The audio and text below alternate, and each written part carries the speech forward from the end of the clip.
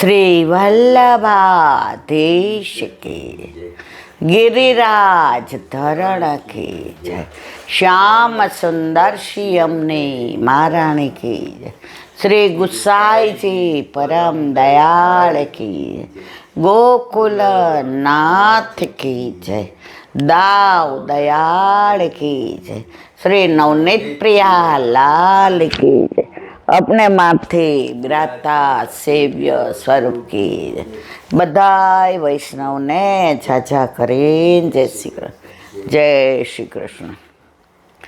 अत्यारे व्रतचर्याना कीर्तनो हरिरस गावती चली ब्रज सुंदरी नदी यमुना के तीर चीरघाटनी याद आवे. उत्सव कोई पण होय પણ એની અંદર વ્રજની શુદ્ધિ ન હોય ત્યાં સુધી ઉત્સવ અધૂરો, અને વ્રજની શુદ્ધિ હોય તો ઉત્સવ મધુરો. કારણ વ્રજ લીલા છે એ પ્રભુ 11 વર્ષ ને 52 દિવસ સુધી કરે, પછી મથુરાધીશ બન્યા, પછી દ્વારકાધીશ બન્યા. અહીંયા એકેય ધીશ નથી. અહીંયા કાનોડો છે, અહીંયા ગોપાલ છે, અહીંયા નંદનંદન છે, અહીંયા યશોદાનંદન છે, અહીંયા નવનીત પ્રિયાજી છે, અહીંયા બાલકૃષ્ણજી છે, અહીંયા બાલ મુકુંદજી છે, અહીંયા ગોકુલ ચંદ્રમાજી છે, અહીંયા મદન મોહનજી છે. અહીંયા રાજા નથી. એટલે જ ઠાકોરજી કહે છે કે અહીંયા જે પ્રેમ મળ્યો છે, નંદ બાબા ને યશોદાજીનો વાત્સલ્ય મમતા ભર્યો પ્રેમ, ગોપીઓનો પ્રીતમનો પ્રેમ, સખાઓનો સખ્ય પ્રેમ,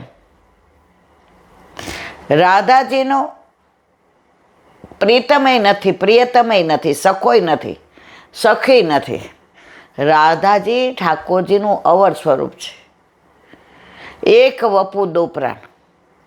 આપણે વ્રજમાં જઈએ ત્યારે નંદગાંવ જઈએ તો ઉપર ચડીએ તો ડાબી બાજુ શંકર ભગવાન દેખાય છે, અને એની બાજુમાં દરવાજો છે. ત્યાં દો વપુ એક પ્રાણનું મંદિર છે. એટલે પહેલાં તો આમ નીકળી જતા હતા કે ભાઈ દર્શન કરી લીધા, પણ 2008માં લીલી પરિક્રમામાં ગયા એટલે ગોર ભેગા હતા, એટલે કે દીદી યહાં દર્શન કર લો. हमने तो कर लिया. क्या किया? बस ठाकुर के दर्शन. नहीं, ठाकुर नहीं है, चल बने के अंदर. પછી ગયા.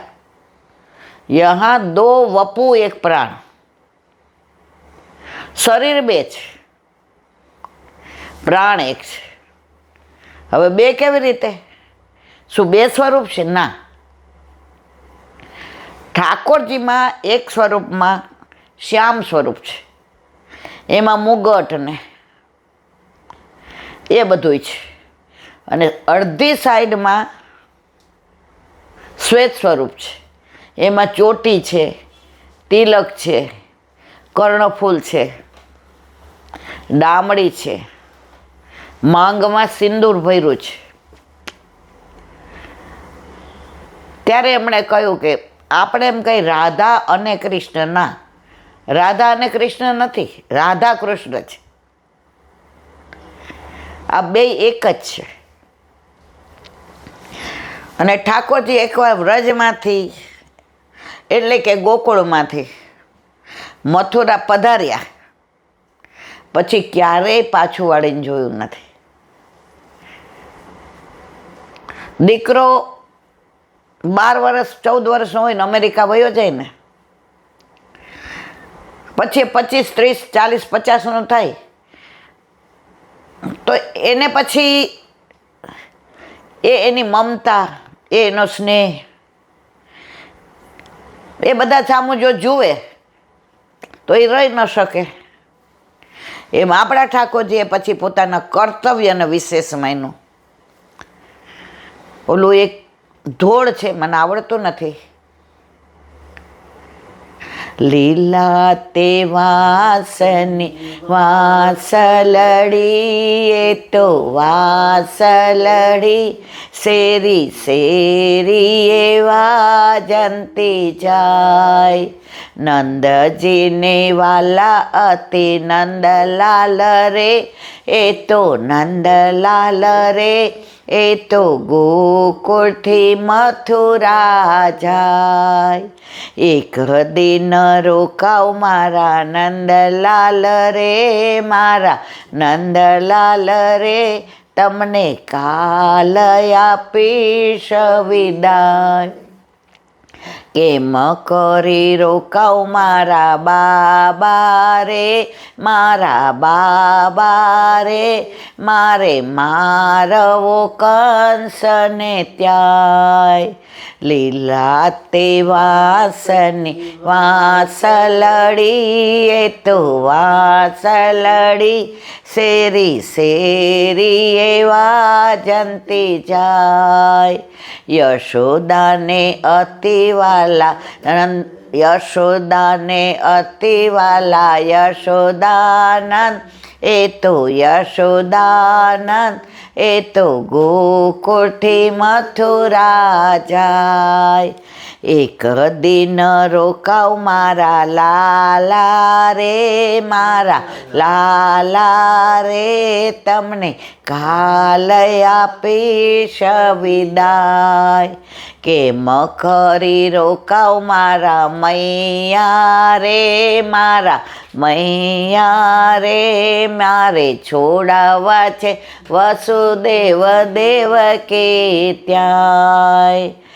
લીલા તે વાસની વાસલડી એ તો વાસલડી શેરી શેરી એ વાજંતી જાય.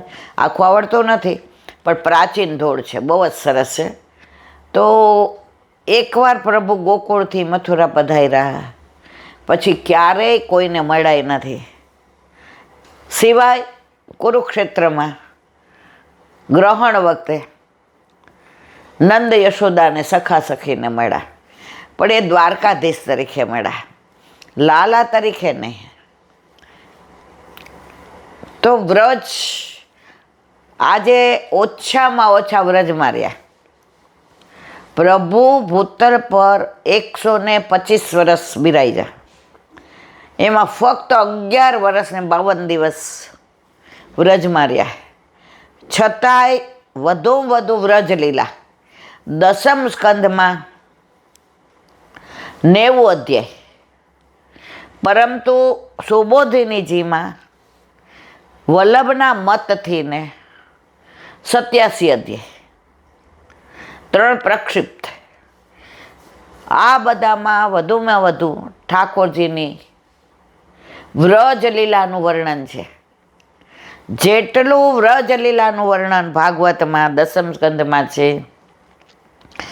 એટલું નથી દ્વારકા લીલાનું કે નથી મથુરા લીલાનું. કારણ વલ્લભે કીધું ભક્તિ 9, સ્મરણ, પછી આત્મનિવેદન, સખ્ય, દાસ્ય, અર્ચન, શ્રવણ, કીર્તન, ક્રમે આવે. હું એમને બોલી છું. વલ્લભ કે એ તો છે જ ઓથેન્ટિક, જે પ્રહલાદજીએ. પણ 10મી પ્રેમ લક્ષણા ભક્તિ. તો ઠાકોરજીએ બધે 9ધા ભક્તિનું અનુસરણ કર્યું છે. વ્રજમાં પ્રેમ લક્ષણા ભક્તિ એટલે આપણા ઘરે, વૈષ્ણવના ઘરે વલ્લભે જે ઠાકોરજી પધરાવી દીધા, સર્વદા સર્વભાવે ન ભજનીયો વ્રજાધિપ. કોની સેવા કરવાની, કોનું સ્મરણ કરવાનું, કોનું સત્સંગ? વ્રજાધિપ. દ્વારકાધીશે ન હોય ને મથુરાધીશે ને. કારણ કે એ લીલામાં જે પ્રભુએ ઐશ્વર્ય, વીર, યશ, શ્રી, જ્ઞાન અને વૈરાગ છોડી અને આપણા જેવા બની ગયા છે. દ્વારકા લીલા અને મથુરા લીલામાં પ્રભુ બધાને પોતાને આધીન રાખે છે. એક વ્રજ લીલામાં જ ઠાકોરજી આપણે આધીન છે. ઓલી નવી ગોપી પરણીને આવી હતી, છાણા થાપતી હતી. એને એમ થતું, અરે રે હું આટલી નાની ને આટલા છાણા થાપવાના, ક્યારે થપાઈ રહેશે. પણ આ થાપતા થાપતા જો મને નંદનના દર્શન થઈ જાય તો જેના માટે આવી છું એ મારો બેડો પાર થઈ જાય. ઠાકોરજી તો અંતર્યામી, ભક્તેચ્છાપૂરક, ભક્ત મનોરથ પૂરક, છમછમ કરતા નાના ડગલા ભરતા ભરતા આવ્યા. રૂમઝૂમ કરતા મંદિરિયામાં માલે શ્રીનાથજી, માલે શ્રીનાથજી ને ચાલે શ્રીનાથજી. રૂમઝૂમ કરતા મંદિરિયામાં માલે શ્રીનાથજી. ગોપીઓના પ્યારા ને વૈષ્ણવના વાલા, મંગળાની ઝાંખી કેવી આપે શ્રીનાથજી. રૂમઝૂમ કરતા મંદિરિયામાં માલે શ્રીનાથજી. તો ઠાકોરજી તો રૂમઝૂમ કરતા પધાર્યા. ગોપી તો આમ જોઈને મૂર્છિત થવા ગઈ, ઠાકોરજીએ ઝીલી દીધી. ગોપી ક્યાં ઈતો ગોબર, ઈતે છાના, તું છોટી છોરી ઈતો. ગોપીની આંખમાં પાણી આવી ગયા કે આપના સિવાય મારી ચિંતા કોણ કરે. મારા સાસુ ને નણંદ તો કહીને ગયા કે આટલા છાણા થાપીને આવજે. ચલ મેં આ જાઉં. ગોપી કે તારા આટલા હાથ અને તું આટલું છાણ થાપે. મારા સાસુ મને પૂછે નહીં કે આ કોણે છાપ્યા? તું રહેવા દે, નકામનું તાર લીધે મારે વડ ખાવી પડશે. ઠાકોરજી હું સમજતી ના, તું કાંઈ કાવ કરું મેં? લાલા તું મીઠી મીઠી બતિયા સુના. नहीं, तू अकेली और ईद तो गोबर मैं करूँगा. ठाकुर जी के काम कर. હું છાણા થાપું તો નાના નાના હાથ આવે, પણ હું તને ગોબર આપું અને તું થાપે તો હાથ તો તારા આવે ને. હું તને ગોબર લઈ આવી દઉં, પણ મને માથે કંઈક મૂકવાનું આપ ને. મારા આટલા હાથમાં ગોબર આવે કેટલું? ગોપી કે ઓ આટલી નાની છાબડી પડી હતી, એ કે જે આમાં લઈ આવ. फिर तेरो सिर बगड़ेगो, तेरो केस बगड़ेगो. यशोदा मैया बोलेगा यमुना जी मैं स्नान कर लूँगो, क्यों यूँ चिंता करे गोपी, मैं हूँ ना. એમ આપણા જીવનમાં આપણા માથે બિરાજતા આપણા ઠાકોરજી આ છાણ જેટલી ચિંતા હોય, મૂંઝાઈ ગયા હોઈએ, મનમાં ગભરામણ થતી હોય, સાસુ નણંદ એટલે સંસાર, લોકો શું કહેશે. ઠાકોરજી કે મેં હું ના. બસ મેં હું બોલવા વાળો જ્યારે ઘરમાં હોય છે ને ત્યારે બધી વ્યથા દૂર થઈ જાય છે અને કથા મનમાં આવી જાય છે. એટલે ગોપી કે ઓ આટલી છાબડી લીધી, ભરે દે.